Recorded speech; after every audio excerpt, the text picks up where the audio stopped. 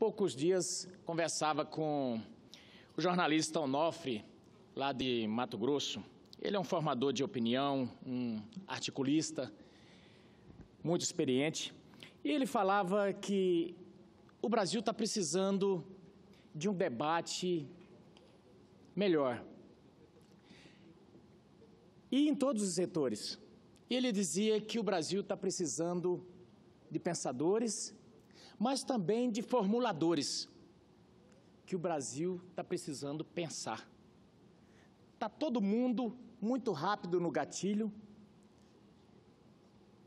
e a nação meio sem projeto.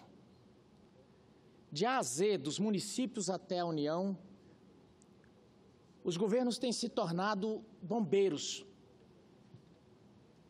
Reagem aos incêndios. Passam boa parte do tempo apagando incêndios e sem tempo para planejar, sem tempo para pensar o Brasil, para pensar os estados, para pensar os seus municípios. E com isso nós temos por aí uns cemitérios de obras inacabadas, nós temos a saúde esfacelada e nós temos as finanças toda arrebentada.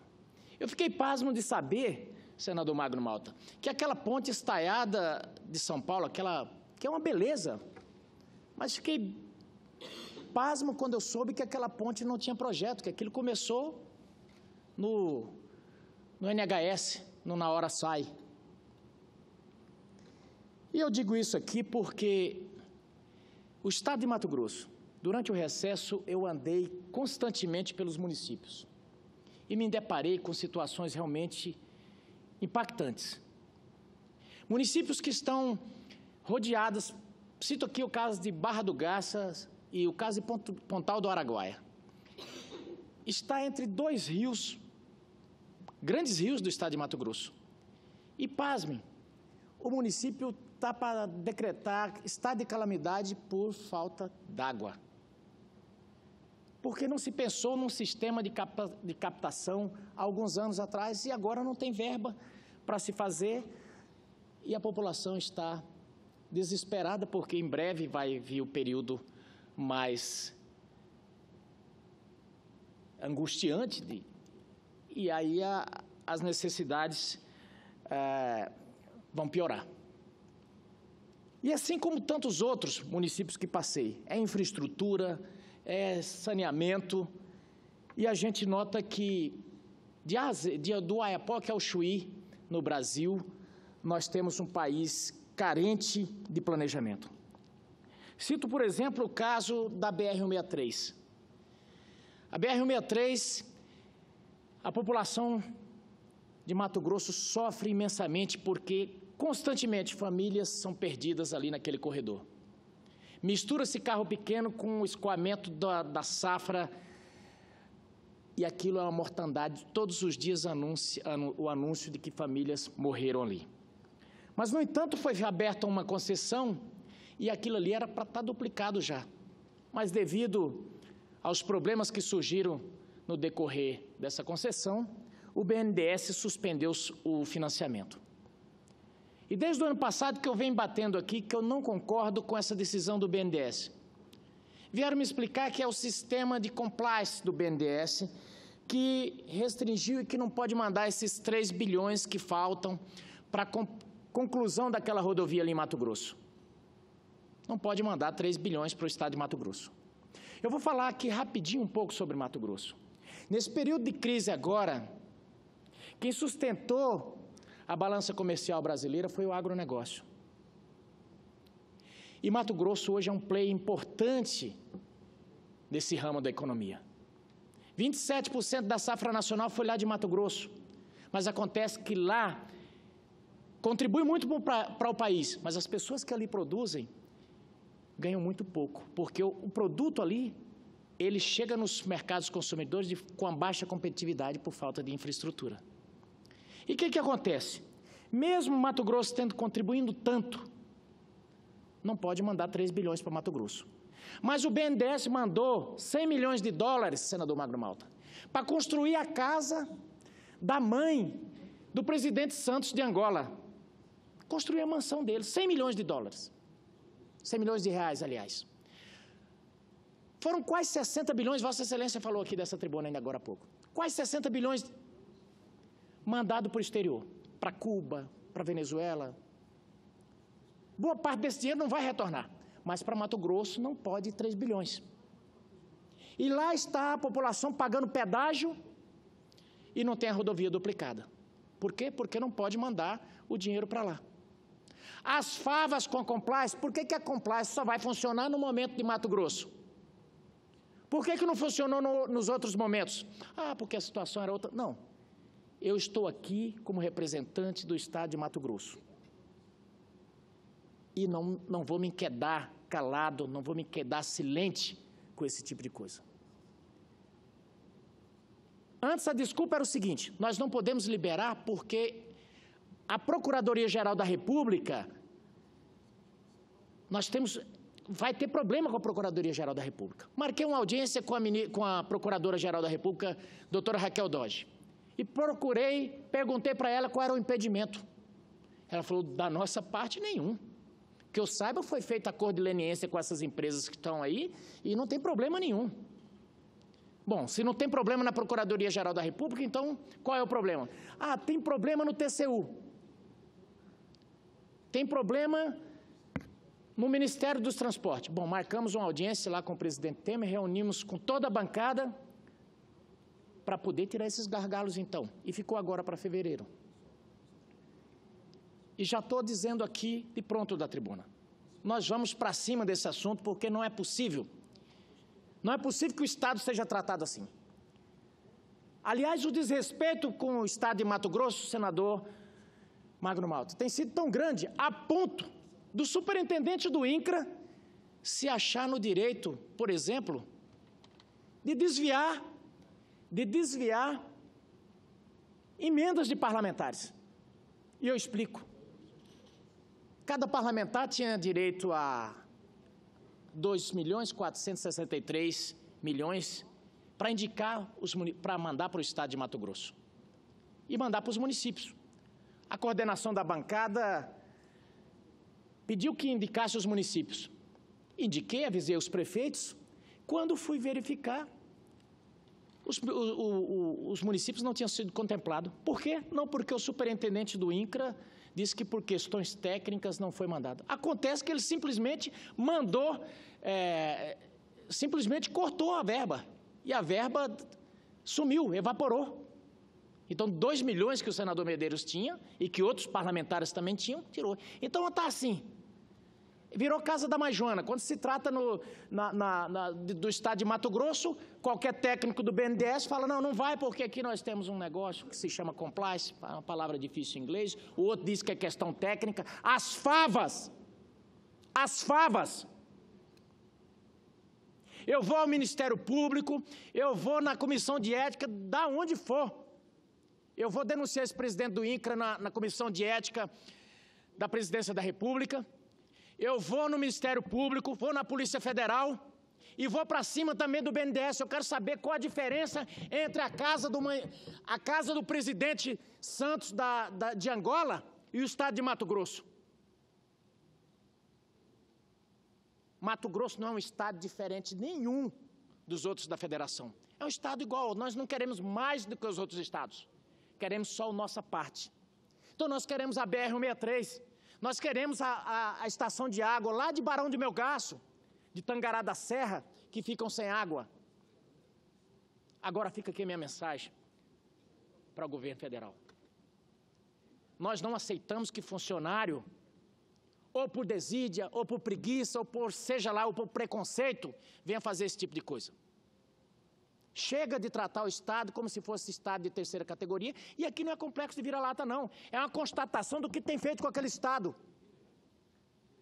Um Estado que produz, e aliás, boa parte dessa gente que tem feito isso com o Estado, quando vão lá, ficam encantados. Eu não sabia que produzia tanto. Eu não sabia que aqui tinha essa riqueza. Pois bem, essa riqueza toda foi feita por gente que foi lá, abriu com foice, com machado, e agora sustenta muitos estados que estão falidos. Isso é inaceitável.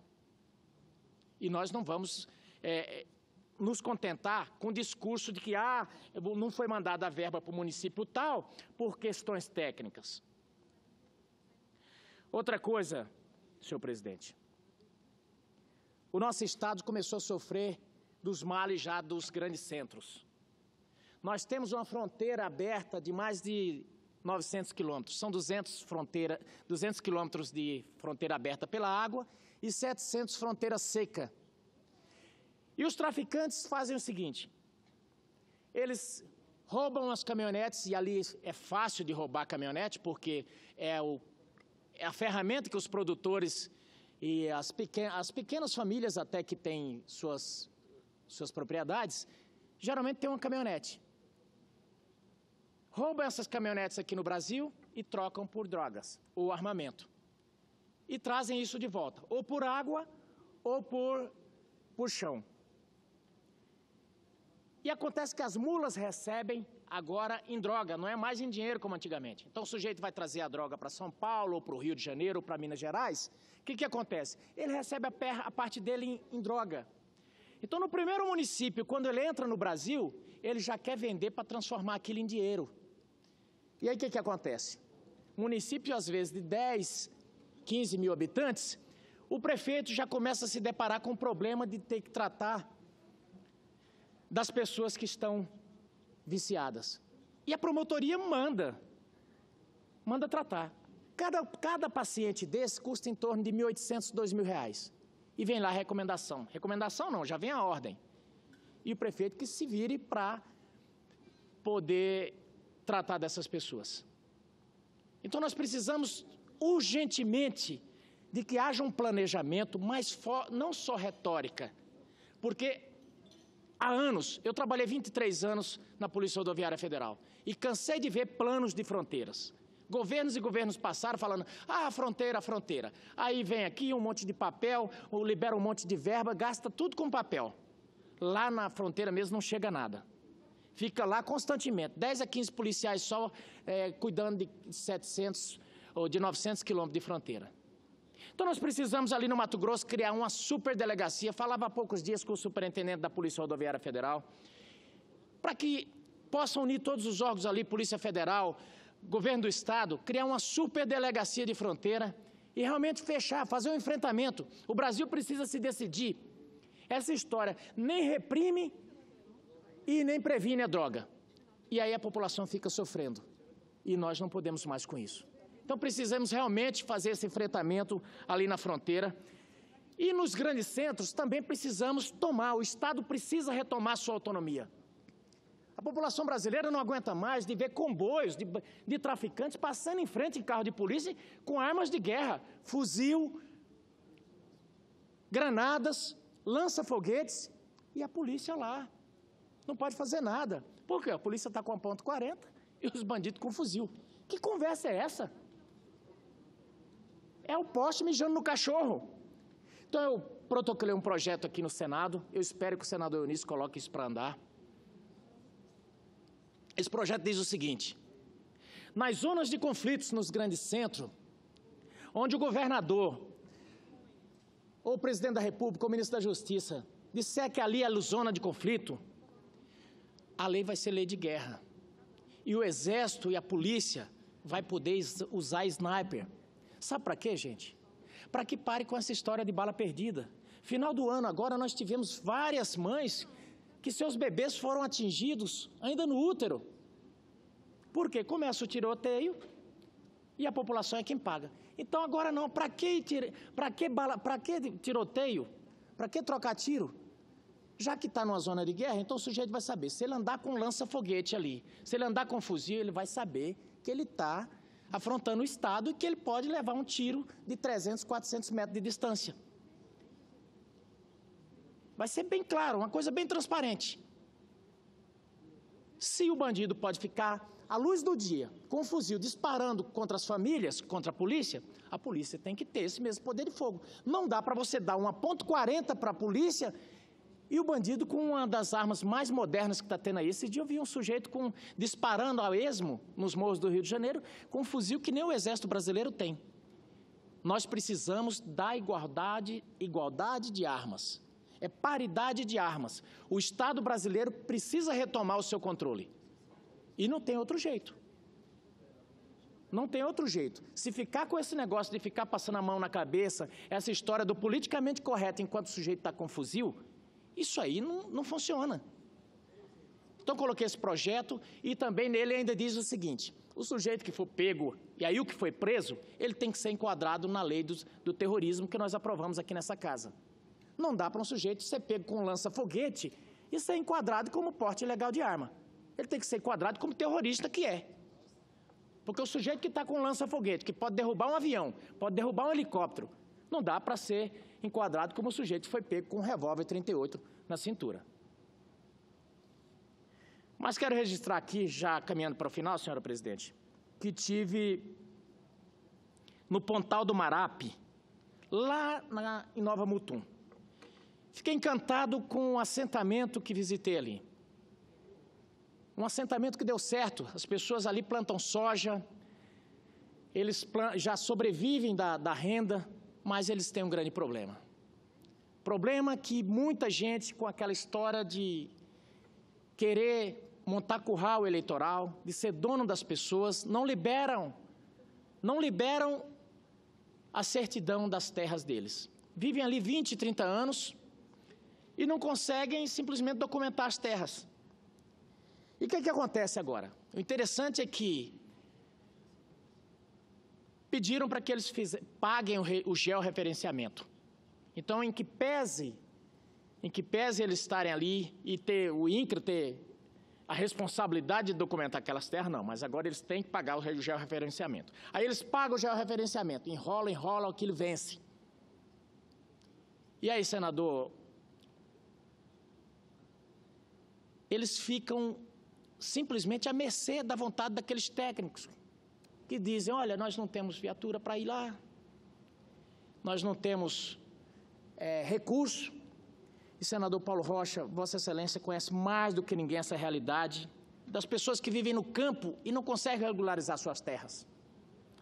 Vossa Excelência, que é do estado do Pará, que é uma realidade muito parecida com o estado de Mato Grosso, sabe a aflição dessas famílias que estão lá produzindo 20, 30 anos e não conseguem documentar suas terras. E esses documentos já estão prontos, não tem mais impedimento nenhum, mas ficam lá manietados. E eu queria saber, a quem interessa isso? Ao Brasil não é. Ah, não, mas se ele pegar o documento, ele vai vender. Pelo amor de Deus, que conversa é essa? Se a propriedade é dele, ele pode dar, emprestar, fruir, usufruir. Nós não podemos querer que o Estado vire dono das pessoas. Então fica aqui o meu protesto contra esse tipo de política que o INCRA tem feito lá no estado do Mato Grosso. Eu espero que o governo federal possa mudar essas cabeças que estão lá, porque isso não leva a ninguém. E por fim, senhor presidente, eu quero dizer que estou protocolando amanhã uma representação no Conselho de Ética contra os senadores, a presidente do PT, a senadora Gleisi Hoffmann, e o senador Lindenberg Faria, porque o que aconteceu agora durante o julgamento do ex-presidente Lula, não é possível que a gente possa se expressar daquele jeito. Nós temos liberdade de expressão aqui, mas nós não podemos exacerbar disso, porque as pessoas seguem o que os formadores de opinião aqui falam. As pessoas seguem o que os seus parlamentares dizem. E da última vez que foram feitos discursos nessa mesma linha, as pessoas quebraram essa esplanada dos ministérios, tocaram fogo em ministérios, e dessa vez eu creio que o Partido dos Trabalhadores, através desses dois membros, extrapolaram com essa história de desobediência civil. E não foi essa desobediência civil alagante, não. Os discursos foram bem claros e as notas foram muito contundentes, e nós precisamos fazer esse debate aqui. O Senado dizer se nós, senadores, podemos começar, ao discordar da justiça, começar a incitar a população